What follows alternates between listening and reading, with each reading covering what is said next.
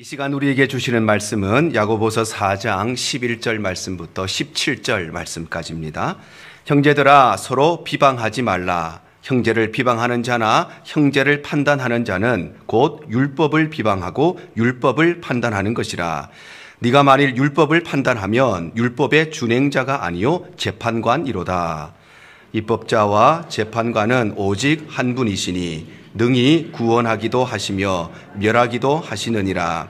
너는 누구이기에 이웃을 판단하느냐? 들으라, 너희 중에 말하기를 오늘이나 내일이나 우리가 어떤 도시에 가서 거기서 1년을 머물며 장사하여 이익을 보리라 하는 자들아, 내일 일을 너희가 알지 못하는도다. 너희 생명이 무엇이냐? 너희는 잠깐 보이다가 없어지는 안개니라. 너희가 도리어 말하기를 주의 뜻이면 우리가 살기도 하고 이것이나 저것을 하리라 할 것이거늘 이제도 너희가 허탄한 자랑을 하니 그러한 자랑은 다 악한 것이라. 함께 읽습니다. 그러므로 사람이 선을 행할 줄 알고도 행하지 아니하면 죄니라. 아멘. 오늘 12월의 첫째 주 예배에 오신 우리 모든 성도님들 주님 이름으로 환영하고 축복합니다. 또 하나님 은혜 가운데 11월 달을 잘 마무리하고 2023년 마지막 우리 12월 달을 맞이하게 되었습니다. 원래 한 해 돌아보면 참 어려운 일들, 또 눈물 나는 일들, 예상치 못한 일 많았지만 하나님이 족한 은혜 주셔서 우리가 여기까지 왔습니다. 또 은혜 가운데 12월 달 한 달 동안 희망차게 시작하시기를 바라고, 특별히 12월 달은 2024년을 또 계획하고 기도로 준비하는 한 달이 되어야 하겠습니다. 우리 모든 성도들의 가정 가운데 또 성탄의 기쁨이 넘치는 귀한 한 달 되시기를 간절히 바랍니다. 우리의 믿음은 본질적으로는 우리 내면의 영역에 속해 있는 것이지만, 그러나 우리의 믿음은 반드시 우리의 삶을 통해서 나타나고 드러나게 됩니다. 그래서 가정에 좋은 일이 있는 사람, 자녀들에게 아주 기쁜 일이 있는 사람은 우리 가정에 이런 기쁜 일이 있어요. 말하지 않아도, 표현하지 않아도 그 사람의 얼굴만 보아도, 그 사람의 표정만 보아도, 그 사람이 누군가를 대하는 태도만 보아도, 아니 그 사람의 뒷모습만 보아도 그 사람이 가지고 있는 기쁨과 행복이 나타나고 드러납니다. 반대로 고통 가운데 있는 사람과 슬픔 가운데 있는 사람도 마찬가지지요. 내게 이런 고통이 있고 이런 슬픔이 있다고 아무 말도 하지 않아도, 아무런 표현하지 않아도 그 사람의 얼굴을 보고 그 사람의 표정을 통해서, 아니 그 사람의 걸음걸이만 보아도 그 마음 가운데 있는 고통과 슬픔이 나타나고 드러나게 되는 것입니다. 이와 동일하게 우리의 믿음도 본질적으로 우리 마음의 영역, 우리의 내면의 영역이 있지만, 그러나 우리의 믿음은 반드시 우리의 삶을 통해서 나타나고 드러나게 되는 것입니다. 그래서 우리의 믿음은 시련을 통하여서, 유혹을 통하여서, 분노를 통하여서, 영적인 침체를 통해서 우리의 믿음이 나타나고 드러나고, 우리의 믿음은 말을 통하여서, 다툼을 통하여서 나타나게 되는데, 또한 오늘 성경은 우리의 믿음이 그 중에서도 가장 잘 나타내는 것이 바로 비방이라고 말씀하십니다. 오늘 11절 상반절이 말씀합니다. 형제들아 서로 비방하지 말라. 여기 나오는 비방이라고 하는 것은 올바른 목적을 가지고 또한 올바른 태도와 올바른 방법과 올바른 표현을 사용하는 건설적인 비판을 말하는 것이 아니라 잘못된 목적을 가지고, 그리고 잘못된 방법이나 잘못된 태도나 잘못된 표현을 사용하는 파괴적인 비판을 의미하는 것입니다. 비판은 중립적인 것입니다. 그래서 올바르게 사용할 수도 있고 잘못되게 사용할 수도 있고, 그래서 긍정적인 결과를 낳을 수도 있고 부정적인 결과를 낳을 수도 있는데, 그래서 이 비판이라고 하는 것을 잘 사용하면 잘못된 것을 올바르게 고칠 수 있고 사람을 살릴 수 있고 가정과 공동체를 세울 수도 있지만, 그런데 이 비판이 잘못 사용되어지면, 즉 비방이 되면 그것은 사람을 죽이기도 하고 공동체를 무너뜨리는 일이 되는 것입니다. 그래서 우리 믿는 사람들은 건설적인 비판은 지향해야 되지만, 그러나 이 파괴적인 비판, 즉 악한 비방은 삼가해야 되는 것입니다. 그렇다면 우리 믿는 사람들이, 우리 믿음을 가진 사람들이 왜 비방하지 말아야 되는가? 오늘 성경이 세 가지를 말씀하십니다. 첫 번째로 우리가 서로를 비방하지 말아야 되는 이유는 하나님만이 바로 판단자가 되시기 때문입니다. 그럼 믿음으로 살고 믿음으로 행한다는 것은 어떤 것이고, 그래서 우리 믿는 사람들은 왜 비방하지 말아야 되는가? 그것은 바로 우리에게는 누군가를 비방할 수 있는 권한이 없기 때문에, 오직 하나님만이 누군가를 판단할 수 있고 하나님만이 재판할 수 있는 권한을 가지고 계시기 때문입니다. 오늘 본문의 말씀은 우리가 비방하지 말아야 되는 이유를 크게 두 가지로 말씀하시는데, 그 첫 번째는 서로가 서로를 비방하는 것은 곧 율법을 비방하는 것이기 때문입니다. 오늘 본문 11절 상반절이 이렇게 말씀합니다. 형제들아 서로 비방하지 말라. 형제를 비방하는 자나 형제를 판단하는 자는 곧 율법을 비방하고 율법을 판단하는 것이라. 바로 형제를 비방하고 형제를 판단하는 것은 곧 무엇과 같은 것이냐? 하나님의 말씀인 율법을 비방하고 율법을 판단하는 것과 똑같은 일이라는 것입니다. 왜냐하면 하나님의 말씀은 우리에게 서로 사랑하라고 말씀하시는데, 서로의 실수와 잘못을 덮어주라고 말씀하시는데, 그런데 우리가 서로 사랑하지 않고 서로 비방한다면 그것은 단순히 하나님의 말씀에 불순종한다는 것이 아니라 그것은 하나님의 말씀을 무시하는 일이고 하나님의 말씀을 멸시하는 일이고 하나님의 말씀을 경시하는 일이기 때문입니다. 또한 우리가 서로를 비방하지 말아야 되는 이유는 서로를 비방하는 것은 바로 나 자신이 재판관이 되는 것이기 때문입니다. 오늘 11절 하반절이 말씀합니다. 네가 만일 율법을 판단하면 율법의 준행자가 아니요 재판관이로다. 바로 율법을 판단한다는 것은 다름 아니라 하나님의 말씀인 율법을 재판하는 것과 같다고 말씀하시는 것입니다. 그래서 우리가 하나님의 말씀에 불순종함으로써 하나님의 말씀을 무시하고 경시한다는 것은 하나님의 말씀을 내 생각으로 판단하여서 내 생각에 옳은 것 같으면 그렇게 하고 하나님의 말씀에 내 생각에 그 말씀이 틀린 것 같으면 하지 않는 것과 같다는 것입니다. 그래서 오늘 성경이 이렇게 말씀하십니다. 12절 상반절입니다. 입법자와 재판관은 오직 한 분이시니. 바로 율법을 만드신 분도 오직 하나님 한 분이시고 이 율법을 통해서 누군가를 판단하고 재판하시는 분도 오직 하나님 한 분이시라는 것입니다. 이처럼 모든 율법을 만드시고 그것을 통해서 우리를 판단하시는 분 오직 하나님 한 분이시기 때문에, 그래서 우리에게는 누군가를 판단할 수 있는 권한이 주어지지 않았기 때문에, 단지 우리에게는 이 말씀에 순종해야 되는 사명이 주어졌기 때문에, 그래서 우리는 서로를 비방하지 아니하고 서로 사랑해야 되는 것입니다. 그래서 예수님께서는 가늠한 여인을 붙잡아온 사람들에게 이렇게 이야기를 하시죠. 요한복음 8장 7절 하반절입니다. 이에 일어나 이르시되 너희 중에 죄 없는 자가 먼저 돌로 치라.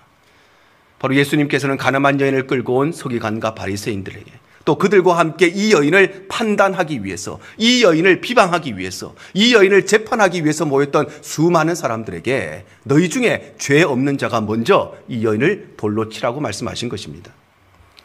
그러자 거기에 모였던 수많은 사람들 한 사람도 남지 아니하고 모두 다 사라지고 말았습니다. 왜냐하면 우리는 율법의 판단자가 아니고 그 율법을 순종해야 되는 준행자이기 때문입니다. 나아가 예수님께서 이렇게 말씀하십니다. 요한복음 13장 34절입니다.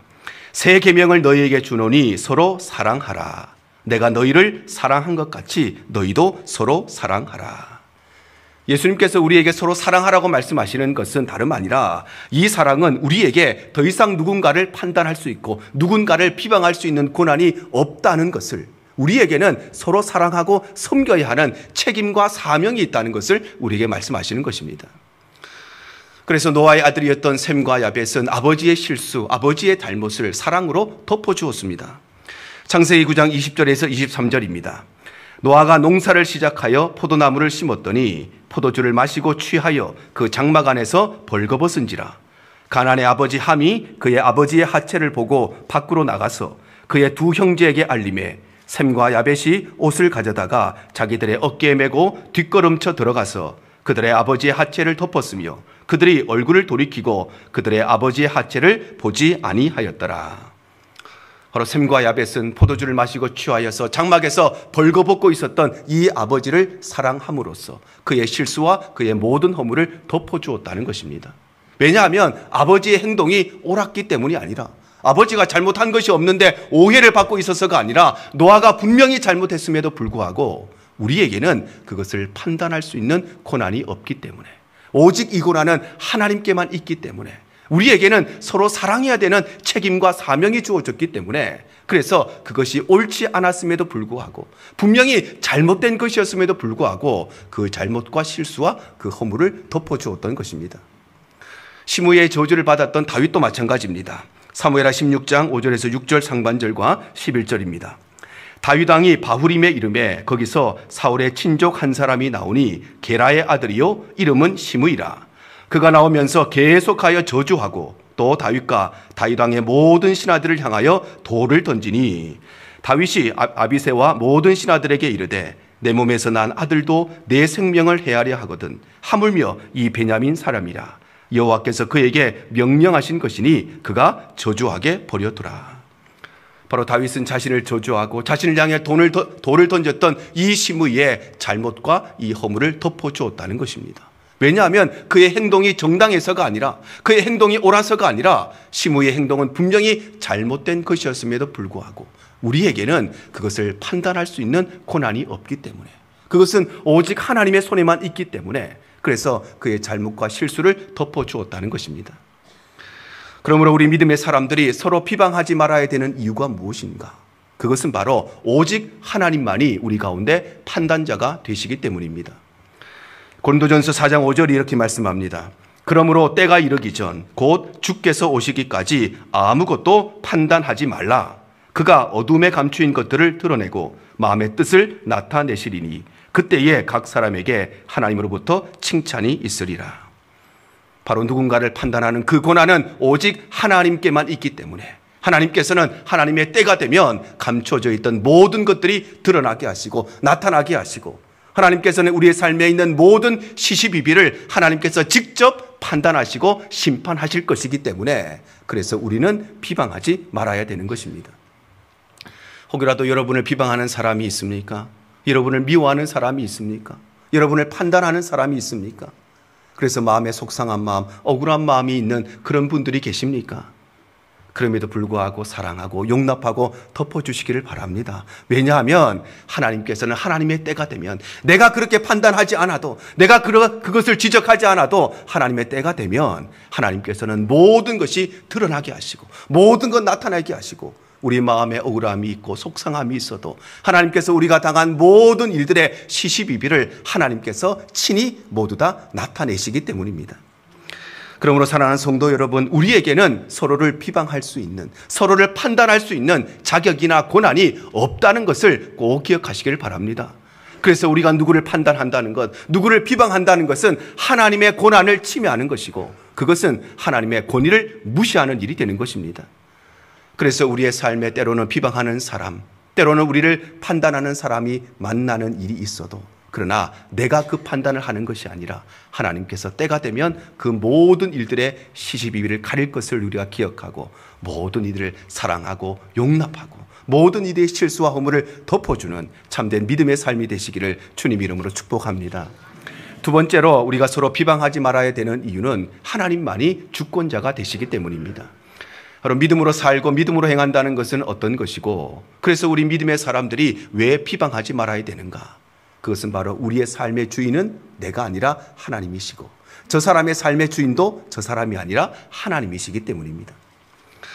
오늘 본문의 말씀은 우리의 삶의 주인이 내가 아니라 하나님이시라고 하는 것을 한 장사꾼을 통해서 설명을 합니다. 오늘 13절입니다. 들으라, 너희 중에 말하기를 오늘이나 내일이나 우리가 어떤 도시에 가서 거기서 1년을 머물며 장사하여 이익을 보리라 하는 자들아, 이렇게 말씀합니다. 여기에서 어떤 도시에 간다는 것은 미리 시장 조사를 다 하여서, 그래서 어디에서 장사할 것인지 그 장소를 정했다는 것이고, 1년간 머문다고 하는 것은 그곳에 가서 어느 정도의 기간 동안 장사할 것인지 그 기간을 정했다는 것이고, 장사를 한다는 것은 그곳에 가서 1년 동안 머물면서 무슨 장사를 하고 어떻게 장사할 것인지 그 방법을 정했다는 것이고, 이런 이익을 얻겠다고 하는 것은 그곳에 가서 1년 동안 머물면서 이런 장사를 이렇게 하여서 최종적으로 어떤 이익을 얻을 것인가, 최종적으로 어떤 성공을 거둘 것인가, 그 목표를 정했다는 것입니다. 이처럼 이 장사꾼은 그냥 아무런 생각 없이 그냥 불도저처럼 아무 계획 없이 이 장사를 시작한 것이 아니라 성공에 대한 확신을 가지고, 성공에 대한 분명한 의지를 가지고, 그리고 그것을 이룰 수 있는 철저한 계획을 가지고 이 장사를 시작했다는 것입니다. 그런데 이 사람의 계획의 가장 큰 문제점은 무엇인가? 이 사람에게는 확신도 있고 의지도 있고 계획도 있고 철저한 방법이 다 있는데, 이 계획의 문제는 그의 삶의 주인이신 하나님이 그의 계획 속에 없다는 것입니다. 물론 우리는 이 장사꾼처럼 우리의 인생을 잘 계획을 해야 됩니다. 누가복음 14장 28절이 이렇게 말씀을 하십니다. 너희 중에 누가 망대를 세우고자 할진대 자기의 가진 것이 준공하기까지에 족할는지 먼저 앉아 그 비용을 계산하지 아니하겠느냐. 바로 망대를 세우려고 하는 사람, 망대를 건축하려고 하는 사람은 아무 계획 없이 그냥 공사를 시작하는 것이 아니라 이 공사의 기간이 얼마가 걸릴지, 공사비가 얼마나 들어갈지, 사람이 몇 명이나 필요할지 모든 것을 철저히 계산해서 그리고 그 이후에 공사를 시작하는 것처럼 우리의 인생도 우리의 삶을 계획하고 우리 앞으로 어떻게 공부할 것인가를 계획하고 우리 자녀들의 미래를 계획하고 노후를 계획하고 그래서 미래를 준비해야 된다는 것입니다. 그런데 우리의 계획 속에 가장 중요한 것이 무엇인가?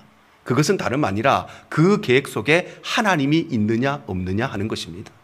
왜냐하면 우리의 삶의 주인이 하나님이시기 때문에, 우리 생명의 주권자가 하나님이시기 때문에 우리의 계획이 아무리 철저하고 완벽하여도 하나님이 이 계획의 주인이 되시지 않으면 이 계획은 우리의 탐욕과 욕심에 불과하기 때문입니다.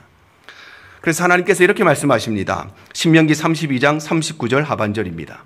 나 외에는 신이 없도다. 나는 죽이기도 하며 살리기도 하며 상하게도 하며 낫게도 하나니 내 손에서 능히 빼앗을 자가 없도다.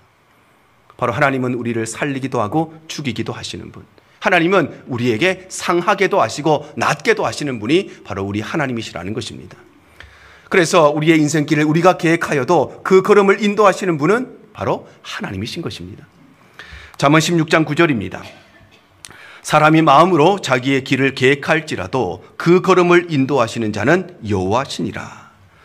바로 우리가 우리의 인생을, 우리의 미래를 아무리 철저하게 계획한다 할지라도 그 걸음을 인도하시는 분, 그 계획을 이루시는 분, 우리의 삶에 열매를 맺게 하시는 분은 바로 하나님이신 것입니다. 그래서 홍해바다가 모세를 통해서 갈라지기는 했지만 그들의 걸음을 인도하신 분은 바로 하나님이셨던 것입니다. 골리앗이 다윗을 통해서 무너지고 쓰러지기는 했지만 그러나 그 일을 행하신 분은 하나님이셨다는 것입니다. 오늘날도 농부가 씨앗을 뿌리지만 그러나 바람을 주시고 햇빛을 주시고 비를 주셔서 열매를 맺게 하시는 분이 하나님이시고, 우리가 우리의 인생의 계획을 세우고 열심히 수고하고 땀 흘려도 우리의 삶에 열매를 맺게 하시는 분은 바로 하나님이신 것입니다. 우리의 인생과 미래가 계획대로만 되면 얼마나 좋겠습니까? 원래 2023년도 우리가 여러 가지 계획을 가지고, 가정의 계획들, 자녀들의 계획들, 사업의 계획들, 계획을 가지고 시작했지만 그 계획대로만 다 되면 얼마나 좋겠습니까? 그런데 우리의 인생은 그렇지가 않다는 것이죠. 우리의 삶에는 언제나 예상치 못한 일들을 만나게 되고 언제나 예측하지 못한 일들을 만나는 것이 우리의 인생인 것입니다. 오랫동안 준비하고 드디어 사업을 시작하려고 하는데 코로나가 터질 줄 누가 알았겠습니까? 아무리 사업에 대한 완벽하고 철저한 계획을 가지고 있어도 그러나 그것을 우리가 예측하지 못한 것입니다. 2020년을 시작하면서 수많은 미래학자들이, 수많은 경제학자들이 2020년을 예측했지만 단 한 사람도, 코로나를 예측한 사람은 아무도 없었습니다. 모든 사람들의 예측이 다 빗나간 것입니다. 2023년 올해도 마찬가지입니다. 올해도 수많은 정치 전문가들이, 수많은 외교 전문가들이 2023년을 예측했습니다. 그런데 단 한 사람도 전쟁이 일어날 것이라고 예측한 사람은 아무도 없었습니다. 모든 이들의 예측이 다 틀린 것입니다. 이처럼 우리의 인생은 늘 계획대로 되는 것이 아니라 언제나 예상하지 못한 일들, 언제나 예측하지 못한 그런 일들을 만나기 때문에 우리의 계획이 아무리 완벽하고 아무리 철저하여도 하나님이 그 계획의 주인이 되시지 않으면, 그 계획 속에 하나님이 없으면 그 모든 계획들은 바로 우리 인간의 탐욕에 불과한 일이 되는 것입니다. 오늘날 교회에는 4종류의 성도들이 있다고 합니다. 첫 번째 성도들은 예수님을 트렁크에 싣고 다니는 사람입니다. 그래서 예수를 믿기는 하지만, 예수님이 내 마음속에 계시기는 하지만, 구원받기는 하지만, 교회에 나오기는 하지만, 근데 예수 믿는 것이 짐처럼 여겨져서 세상에서 믿는 사람으로 살아가는 것이 너무 힘들어서 그래서 예수님을 트렁크에 싣고 다닌다는 것입니다. 두 번째 사람은 예수님을 뒷좌석에 모시고 다니는 사람입니다. 그래서 예수님을 편안하게, 예수님은 그곳에 가만히 계시면 모든 것은 제가 다 알아서 하겠습니다. 모든 결정과 판단을 본인이 하는 사람, 그 사람이 바로 예수님을 뒷좌석에 편안히 모시는 사람입니다. 세 번째 사람은 예수님을 보조 속에 태우는 사람입니다. 그래서 기본적으로 모든 결정과 권한은 나에게 다 가지고 있지만, 그런데 어디로 가야 될지 길이 헷갈릴 때 그때만 예수님께서 물어보는 사람, 내 인생이 어디로 가야 될지 알지 못할 때 가끔씩만 예수님을 의지하는 사람, 그 사람이 바로 예수님을 보좌 속에 태우는 사람입니다. 그리고 마지막 네 번째는 예수님께 운전석을 내어드리는 사람입니다.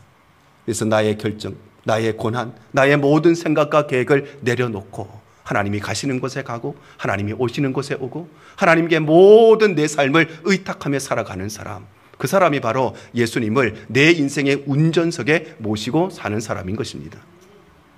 그러므로 우리 믿음의 사람들이 서로 비방하지 말아야 되는 이유가 무엇인가? 그것은 바로 하나님이 우리의 주인이시고 우리의 주권자이시기 때문입니다. 오늘 12절 하반절이 말씀합니다. 능히 구원하기도 하시며 멸하기도 하시느니라. 바로 하나님은 우리를 구원하시기도 하시고 우리를 멸하시기도 하시는 우리의 삶의 주권자가 되시는 것입니다. 그래서 우리는 누군가가 나를 판단한다 할지라도, 누군가가 나를 비방한다 할지라도, 아무런 이유도 없이 나를 미워한다 할지라도, 그럼에도 불구하고 나를 비방하는 그 사람도 하나님의 것이고, 나를 비방하는 그 형제도 하나님의 것이고, 나를 비방하는 그 성도도 하나님의 것이기 때문에, 그래서 우리는 그 누구도 비방하지 말아야 되는 것입니다. 사랑하는 성도 여러분, 우리의 삶의 주인은 나 자신이 아니라 하나님이심을 꼭 기억하시기를 바랍니다.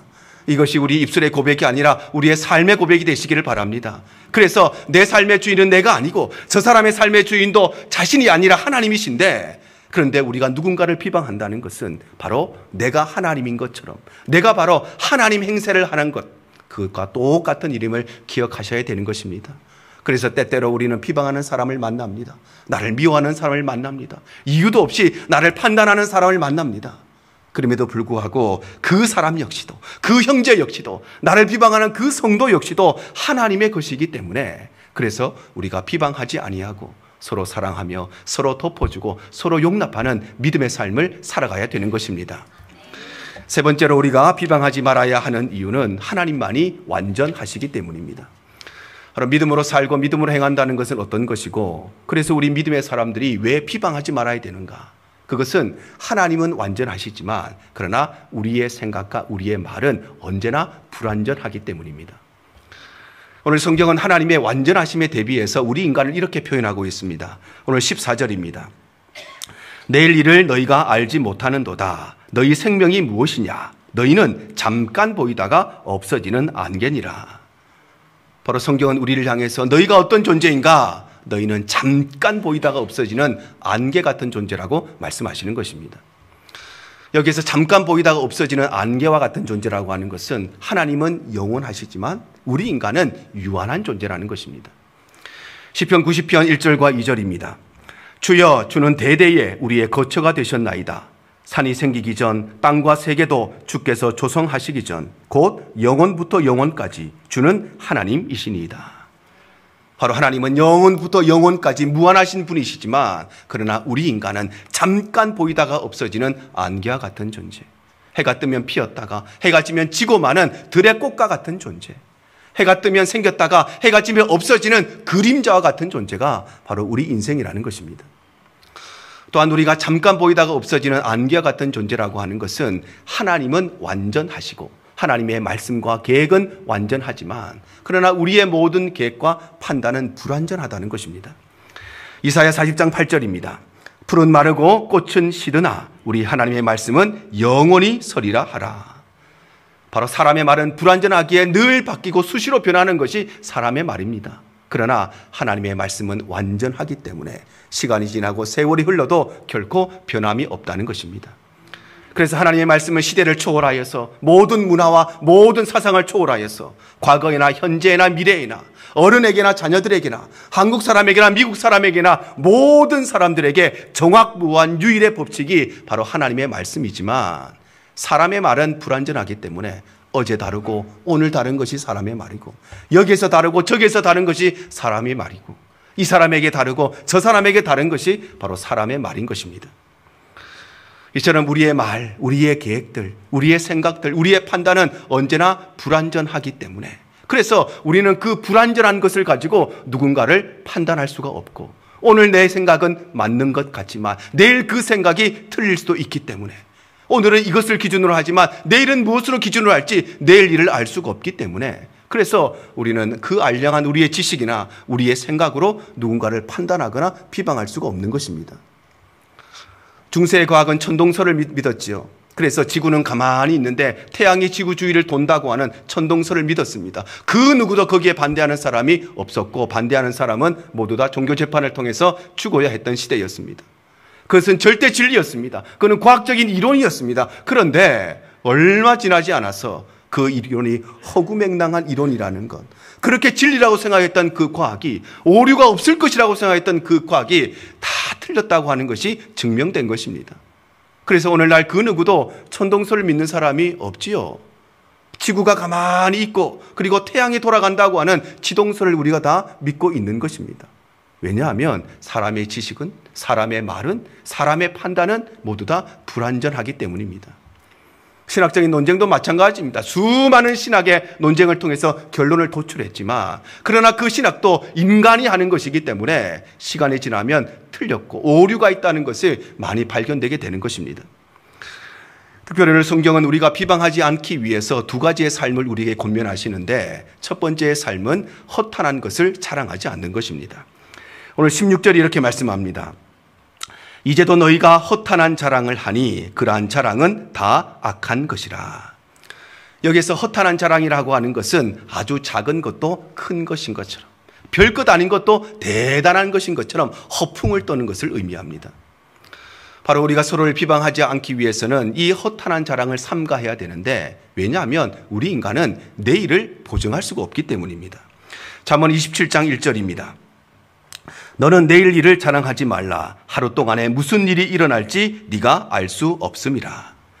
바로 하루 동안에 무슨 일이 일어날지, 내일 이 세상이 어떻게 바뀌고 내일 내 삶이 어떻게 될지 우리는 보증할 수가 없기 때문에, 그래서 오늘 나의 자랑거리가 내일 또 자랑거리가 될 수 있을지 보증할 수가 없기 때문에, 그래서 우리는 서로 비방하지 않기 위해서 이 허탄한 자랑을 삼가해야 되는 것입니다.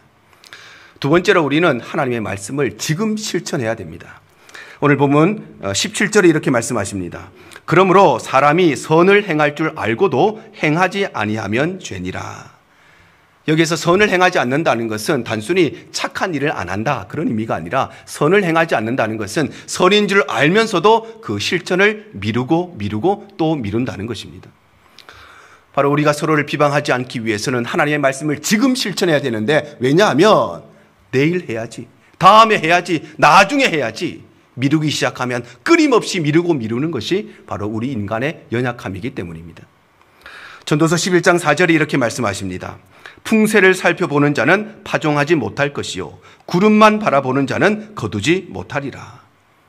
열매를 맺기 위해서는 지금 땀 흘려 수고해서 씨앗을 뿌려야 합니다. 그리고 부지런히 돌보아야 결실을 맺을 수가 있는데, 그런데 풍세만 보면서 바람이 잘 불어오나 안 불어오나, 구름만 보면서 비가 언제 올 것인가, 상황과 환경만 바라보고 있으면 아무런 열매를 맺을 수가 없는 것처럼, 우리의 삶에도 하나님의 말씀을 받고 다음부터 해야지, 나중에 해야지, 아이들 다 크고 나면 해야지, 좀 사업 안정되고 나면 해야지, 환경과 상황을 바라보고 있다면 우리의 삶에 아무런 열매를 맺을 수가 없다는 것입니다.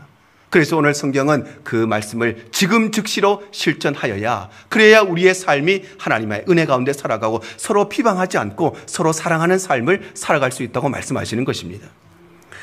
특별히 오늘은 우리 교회가 내년에 봉사할 사역부서를 하나님 앞에 결단하는 사역박람회 첫 번째 시간을 가집니다.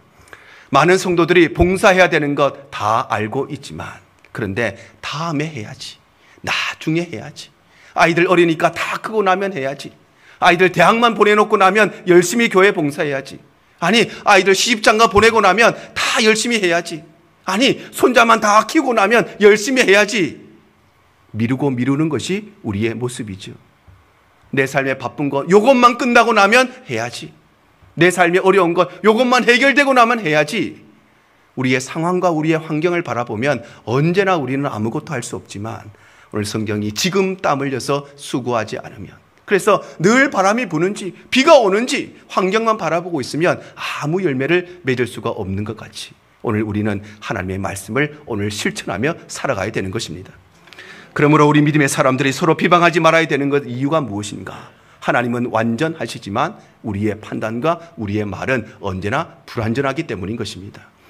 그러므로 사랑하는 성도 여러분, 하나님의 말씀, 하나님의 그 말씀이 영원 불변하시며 무한하시며 완전하시지만 나의 그 지식과 나의 판단과 나의 생각은 언제든지 틀릴 수 있는 불완전하다는 것을 꼭 기억하시길 바랍니다.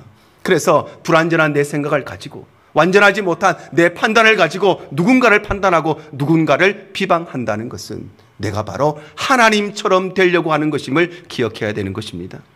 그래서 우리는 비방을 만날 때마다, 우리는 바로 이 판단을 만날 때마다 언제나 내 생각은 유한하며 나의 판단이 틀릴 수 있으며 나의 생각이 불완전하다는 것을 기억하고 서로 사랑하고 서로의 허물을 덮어주는 믿음의 삶을 살아가야 되는 것입니다. 오늘 말씀을 정리하겠습니다. 오늘 본문의 말씀은 우리 믿음의 사람들은 왜 비방하지 말아야 되는가? 성경이 우리에게 말씀하십니다. 그 첫 번째 이유는 하나님만이 판단자가 되시기 때문에, 그래서 우리에게는 누군가를 판단할 수 있는 권한이 없기 때문에 우리에게는 그저 사랑하고 섬겨야 하는 책임과 사명이 주어졌기 때문입니다. 또한 우리가 비방하지 말아야 되는 이유는 하나님이 우리의 삶의 주권자이시기 때문에, 그래서 내 삶의 주인도 하나님이시고 저 사람의 주인도 하나님이시고 나를 비방하는 그 사람의 주인도 하나님이시기 때문에, 그래서 우리는 서로 비방하지 말아야 하며, 우리가 비방하지 말아야 되는 이유는 하나님만이 완전하시고 나의 생각, 나의 판단, 나의 지식은 언제나 불완전하기 때문에, 그 불완전한 생각으로 불완전한 판단으로 누군가를 비방한다는 것은 하나님의 권한을 침해하는 것이고 하나님을 무시하는 것이고 내가 바로 하나님 자리에 서는 것이기 때문입니다. 우리가 살다 보면 비방의 은사를 받은 사람을 만나게 될 때가 있죠. 가는 곳마다 이 사람 비방하고 가는 곳마다 저 사람 비방하는 사람이 있습니다. 그런데 꼭 기억해야 될 것은 그 비방의 은사는 결코 하나님으로부터 온 것이 아니라 마귀로부터 왔다는 것을 깨달아야 하는 것입니다. 요한계시록 12장 9절 상반절과 10절 하반절이 이렇게 말씀합니다. 큰 용이 내쫓기니 옛뱀 곧 마귀라고도 하고 사탄이라고도 하며 온 천하를 꿰는 자라. 우리 형제들을 참소하던 자, 곧 우리 하나님 앞에서 밤낮 참소하던 자가 쫓겨났다 말씀합니다. 바로 형제를 참소함으로써 서로 비방하게 만드는 존재가 누구인가? 그것은 바로 천하를 꿰었던 마귀요 사탄이라고 말씀하시는 것입니다. 특별히 여러분에게 조용히 찾아와서 그 누군가를 비방하는 그 사람을 조심하시기 바랍니다. 왜냐하면 여러분에게 와서 누군가를 비방하면 그 사람은 다른 데 가서 여러분을 비방하는 사람이기 때문입니다. 건설적인 비판과 파괴적인 비판 사이에, 그래서 선한 비판과 악한 비방 사이에는 매우 결정적인 차이가 있습니다. 건설적인 비판, 선한 비판은 분명히 잘못된 것을 지적했습니다. 분명히 고쳐야 될 것을 지적했습니다. 그럼에도 불구하고 건설적인 비판을 하고 나면 내 마음에 아픔이 남고 안타까움이 남습니다. 그런데 파괴적인 비판을 하고 나면 내 마음속에 뭐가 남느냐? 묘한 쾌감이 남는 것입니다. 분명히 잘못된 것을 이야기했는데, 분명히 고쳐야 되기 때문에 이야기했는데 내 마음에 묘한 쾌감이 있다면 그것은 그 사람을 넘어뜨리고 가정을 무너뜨리고 교회를 무너뜨리는 것입니다. 그 말의 내용이 다 옳은 말임에도 불구하고 내 마음에 아픔이 남는 것이 아니라 묘한 기쁨이 있다면 그것은 건설적인 비판, 좋은 비판, 선한 비판이 아니라 그는 악한 비방에 포함되는 것입니다. 우리 대형의 모든 권속들이 이 말씀을 기억하셔서 우리에게는 누군가를 비판하고 누군가를 비방하고 판단할 수 있는 권한이 없고 우리는 그런 능력도 없다는 것을 기억하고, 그래서 우리는 늘 비방 가운데 살지만, 비판 가운데 살지만 그러나 서로 사랑하고 서로 용납하고 서로의 실수와 허물을 덮어주며 사랑하며 살아가는 참된 믿음의 삶이 되시기를 주님 이름으로 축복합니다. 기도하십시오. 가장 좋은 길로